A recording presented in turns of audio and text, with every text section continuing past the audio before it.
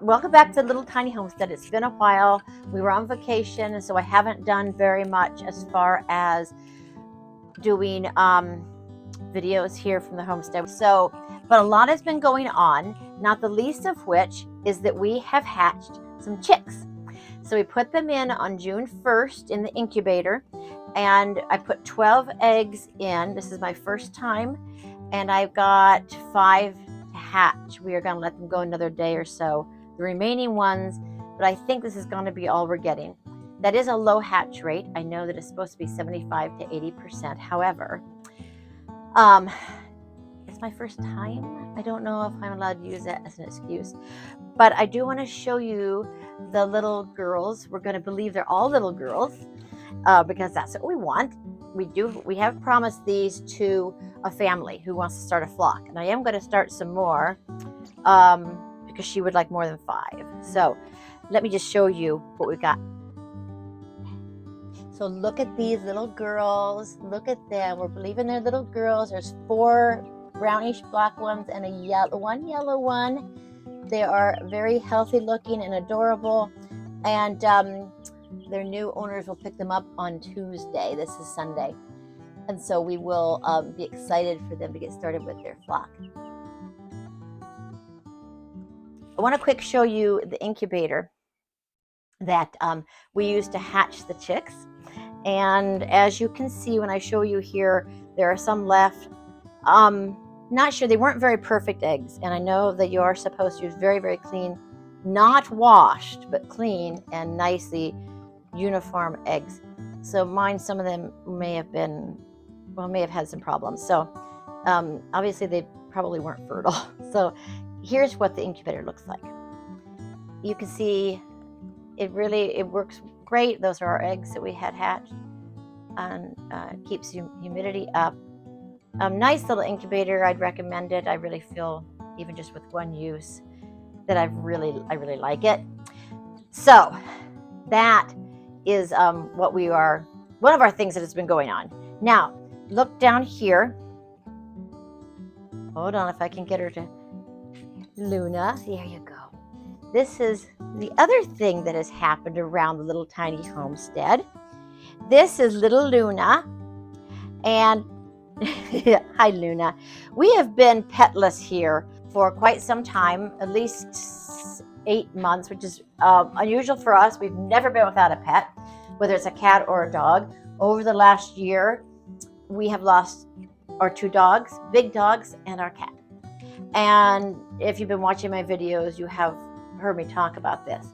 And we really we're lonely in this house for a pet.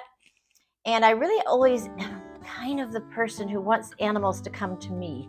And they have actually always seemed to appear.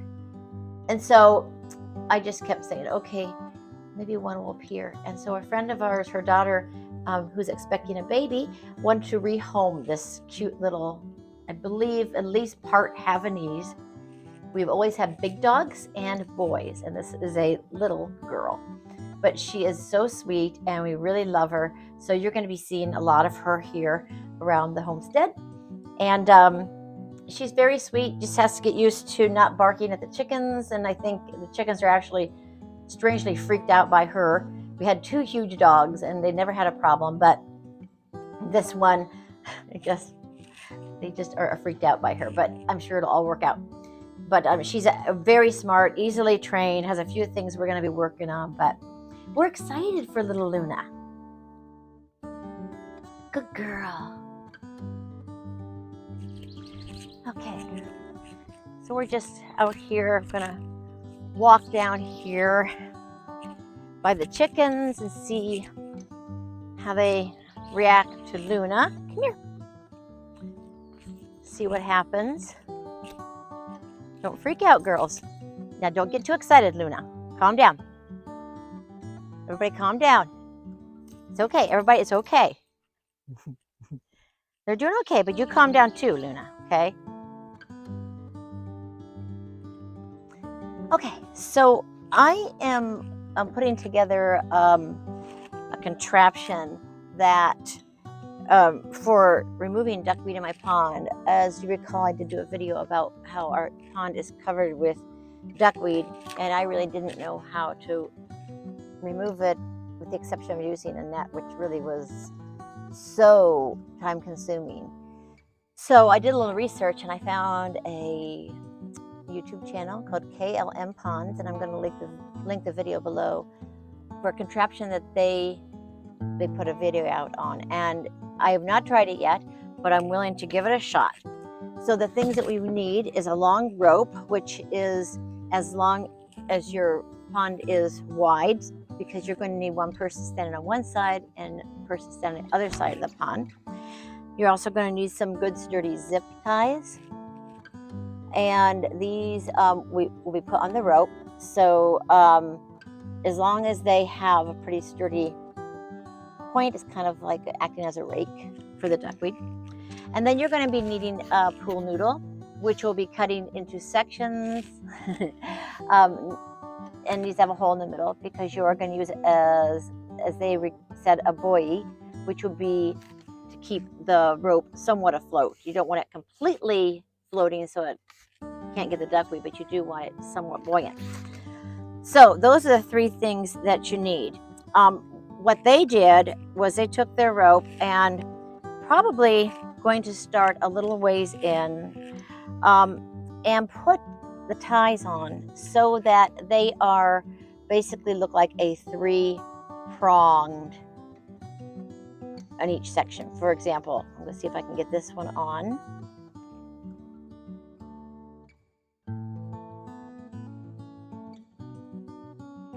Okay, so if I pull this on,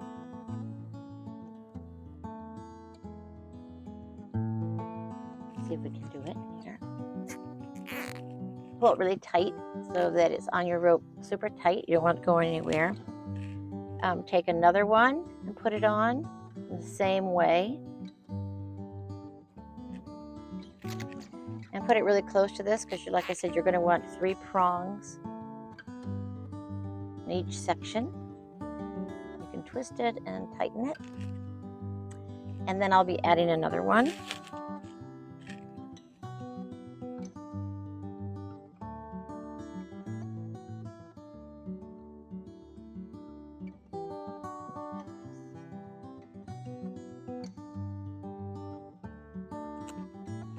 See.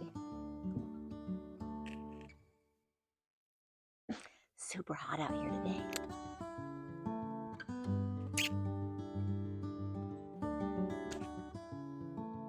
Okay, so we've got kind of a 3-pronged effect, making sure they're tight.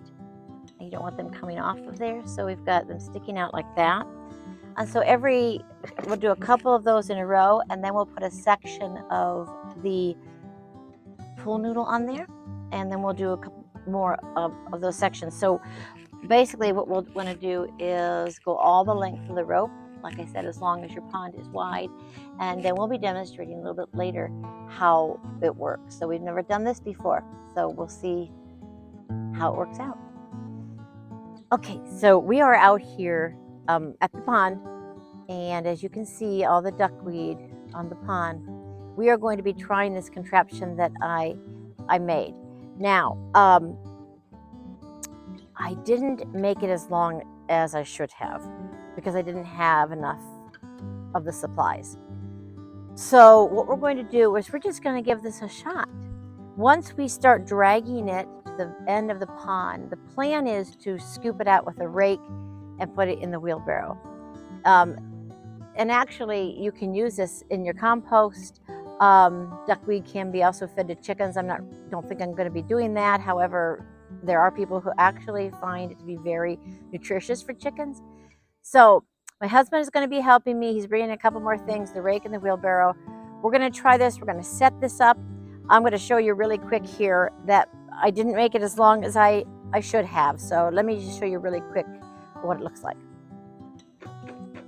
So as you can see, there isn't a long section in the middle that has basically those rake-like spikes that were used zip ties for, and then the pool noodle. But we have a long rope that we will be able to stretch across the pond, and so we may have to make a couple passes since it isn't as big. We really don't know how this is going to work, So this is kind of an experiment. So we're going to set this up and show you what's going on.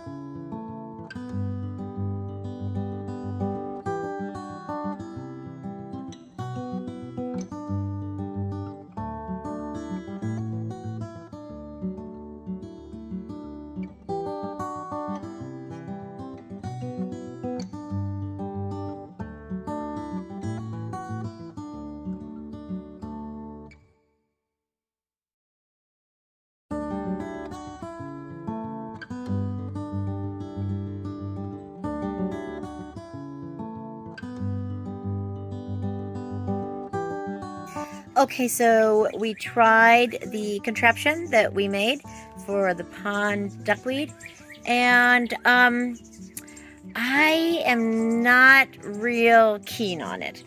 And maybe it would work better if I had made it better. Maybe it'll work better for someone else. So I would say go ahead and try it. It isn't expensive to try. You could see in the video that it did pull some of the duckweed out.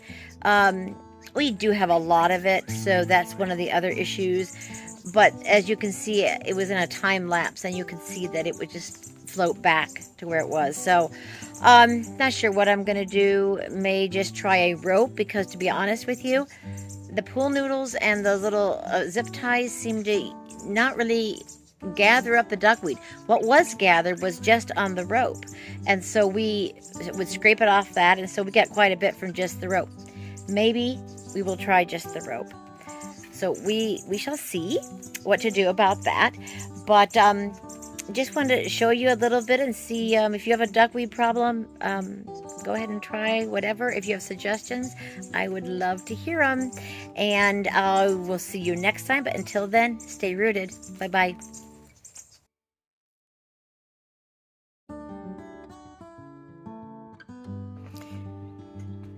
We've had some big goings on here at the little tiny homestead. Our first baby was born, and we have at least 3 more of our eggs that look like the chicks have pipped. So this is pretty exciting.